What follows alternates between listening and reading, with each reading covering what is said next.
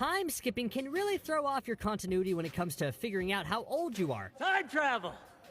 With a time machine, you can visit every one of your birthdays in succession, all while only working through a few hours of actual existence. For me, it was 5 hours.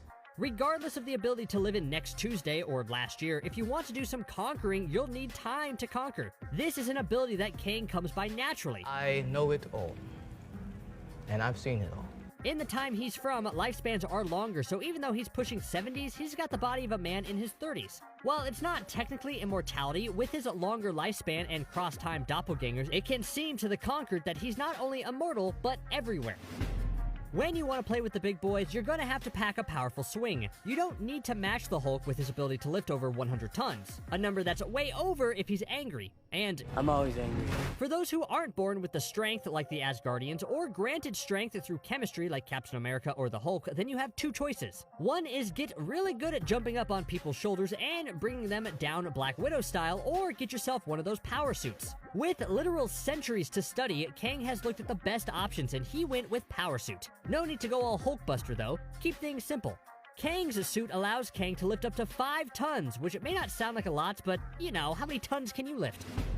One of the reasons that Kang can be happy with a 5-ton deadlift from his power suit is because there's more than one way to move heavy things without all that pesky effort. Worked into his gauntlets is an anti-gravity device that can turn up to 2.2 tons into nothing at all. The bonus, of course, is that instead of just brute forcing something, the weightless object can be manipulated by anyone like a toy floating in a pool. And of course, he can turn it off and bring it down like it was 2 tons of bricks, especially if it's actually 2 tons of bricks. Conquering is a tough business, mostly because by its very nature, the people being conquered are largely against it. Otherwise, it'd just be called taking over or something like that. That whole not wanting to be conquered can lead to them doing inconvenient things like fighting back. That's where a top-notch life support system can give you time to reflect on your mistakes and figure out what the next move will be while you're left drifting through space or sifting through that land you just made uninhabitable with your doomsday device. Kang, being a conqueror by nature, he plans for big-time problems, mostly because he caused them. So his suit can support him for 30 days, giving him plenty of time to figure out where things went wrong. There's always that one guy on the team of superheroes, usually the big one, the one that solves most of the problems by clobbering or smashing, you know the type. There isn't a problem that they can't bear hug into submission. Does it ever work? Not that often, no. But they gotta try. Often. Kang has a built-in don't touch me device that every 8-year-old who has to hug one too many ants during Christmas would want. With a flex of his muscles, his entire suit will electrify, sending an electroshock into the one doing the bear hugging, or shoulder sitting, or whatever else the superheroes try to do to foil Kang's evil plans. Don't you wonder how I'm able to get out of the way just before you kill me? And Kang has some spectacularly evil plans.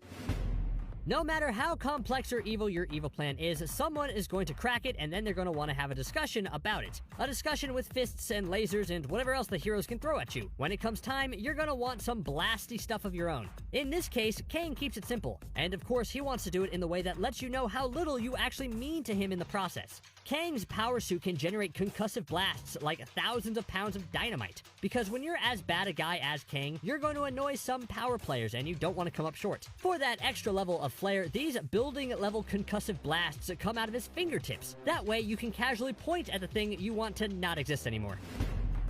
There's always that time when you find that you're out and about and you find that you have just the tool for the job back at home. It's so frustrating after spending so much time on planning out the load of the adventure. Where's a bag of holding when you need one? Like every problem Kang solves, he does it with the kind of flair that lets you know how little you mean to him and his conquest. When Kang needs that special weapon that will do the job that any of the other weapons or gadgets or his power armor can't handle, he just cracks his knuckles. For bonus points, he isn't just pulling a select set of weapons from his secret stash. This is Kang the Conqueror we're talking about here. He has all of time and space at his disposal, so when he makes that crack, he can pull the weapons from the time stream. I think a knuckle crack is better than a snap, don't you? Your run-of-the-mill weapons can have run-of-the-mill names because they do run-of-the-mill things. Want to use a big wooden fork? The weapons that really bring the pain, or at the very least are unique in their operation, well, those kinds of gadgets require a really cool name. Something like the Light of the Centuries Sphere? I mean, that sounds pretty cool. It's got the light of the centuries. All of them, presumably. Just what is it you do with the Light of the Centuries Sphere exactly?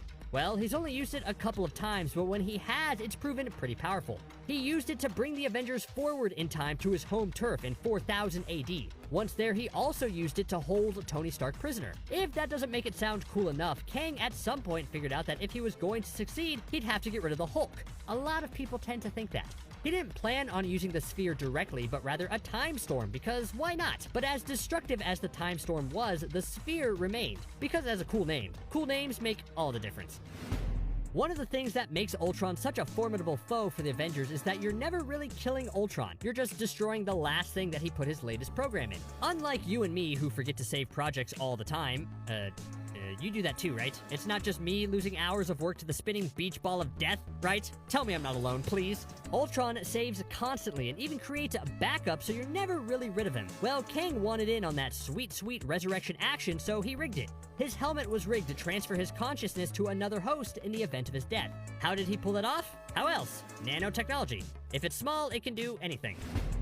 All the gear in the world and all the gear in time and space and everything, all of that isn't any good in the hands of someone who has no idea how to use it or what the best way to go about using it would be. Fortunately for Kang, and unfortunately for basically anyone not Kang, Kang has a big old time brain. He started off no slouch in the figuring department, even for his time thousands of years into the future. Then he used that big brain to grab a time machine. With all of time and space at his disposal, he was able to learn the best tactics and the best tech and how to combine the two. He's a tactical and a fighting genius. In the Marvel Universe, genius gets you far. Just don't experiment on yourself. That never goes well.